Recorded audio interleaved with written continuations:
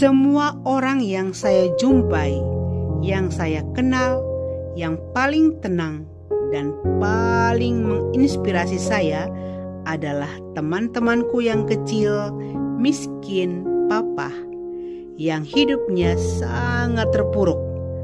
Mereka adalah para gelandangan dan anak-anak jalanan. Mereka selalu menghadapi setiap rintangan dengan ketahanan yang hebat. Cara kita memandang kehidupan menentukan apa yang datang dan pergi. Saudara dan sahabat terkasih, jumpa lagi dengan saya di Remah-Remah Iman. Injil Matius bab 5 ayat 3, di sana tertulis, "Berbahagialah orang yang miskin di hadapan Allah, karena merekalah yang empunya kerajaan surga."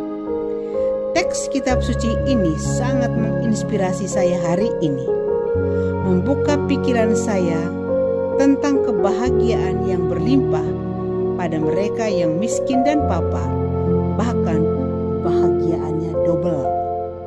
Itulah sebabnya saya menyapa dalam kalimat pembuka dalam video ini, orang-orang miskin selalu menghadapi setiap rintangan dengan ketahanan yang hebat.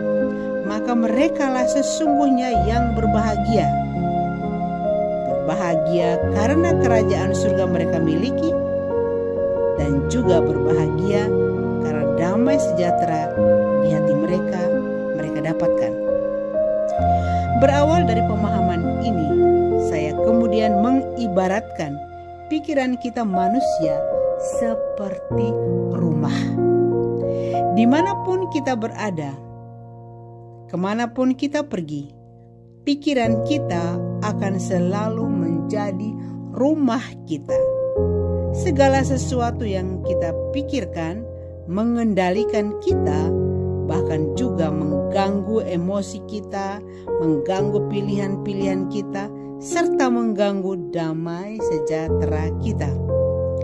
Apa yang harus kita waspadai? Mari kita renungkan bersama. Pertama, siapakah dia atau siapakah mereka yang masuk dalam kehidupan kita, masuk dalam pikiran kita, dan menjadi bagian dari getaran emosi kita dan getaran dari rasa damai sejahtera kita. Kedua, siapakah dia? Siapakah mereka yang paling dominan hadir dalam pikiran kita, yang paling dominan ada dan hidup dalam pikiran kita? Ketiga, apakah seseorang itu mencintai kita atau tidak? Menyukai kita atau tidak? Berpikir sama dengan kita atau tidak? Sehati sejiwa dengan kita atau tidak? Memikirkan kita atau tidak? Menerima kita atau tidak? Membela kita atau tidak? Dan masih banyak lagi pertanyaan lainnya dapat dikembangkan sendiri. Selama pikiran kita tertuju kepada orang ini, orang itu, atau sekelompok orang, maka merekalah akan selalu hidup di dalam kehidupan kita, di dalam pikiran kita. Mereka juga ikut campur di dalam hidup kita. Mereka selalu ada dalam hidup kita. Mereka selalu hadir dalam kehidupan kita. Kita harus waspada terhadap orang-orang yang kita izinkan hadir, ada, hidup di dalam diri kita. Apakah mereka membawa damai sejahtera? Apakah mereka mengambil damai sejahtera kita? Atau apakah mereka mengembalikan damai sejahtera kita? Kita seharusnya tidak kehilangan diri kita. Kita akan selalu tetap terhubung dengan orang-orang itu dalam pikiran kita. Oleh karena itu, fokus kita harus diubah. Sebagaimana dalam sebuah postingan saya menulis, fokus kita pada sebuah impian bukanlah kita. Kita pasti akan diberkati, tetapi fokus itu harus pada Tuhan. Semua untuk Dia. Saatnya kita mendamaikan hati kita dan terus bekerja sama dengan Dia dalam segala hal yang Dia ingin lakukan atas hidup kita. Konsekuensinya, ya, kita tanggung, tetapi berkatnya berlimpah bagi kita. Maka dari itu, lepaskan ikatan-ikatan yang membawa energi negatif bagi kita.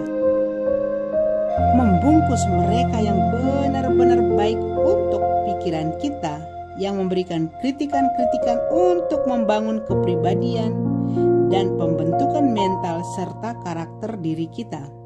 Mari kita aminkan dan sekaligus amankan bahwa pikiran kita pun adalah ruang yang suci di mana kita seharusnya hanya membiarkan jalan apa yang menutrisi dan menambah energi positif kita. Kedamaian sejati kita miliki jika kita membuat pikiran kita menjadi ruang yang layak dihuni oleh diri kita dan ruang yang baik untuk kehidupan kita. Belajarlah dari orang miskin dan papa, hidup yang sangat sederhana, apa adanya, tidak ruwet. Di sanalah kebahagiaan menanti kita, karena cara memandang kehidupan menentukan apa yang datang dan pergi, apa yang membahagiakan kita dan apa yang menyengsarakan kita. Inilah permenungan saya hari ini. Semoga permenungan saya ini menjadi inspirasi bagi saudara dan sahabat. Terima kasih.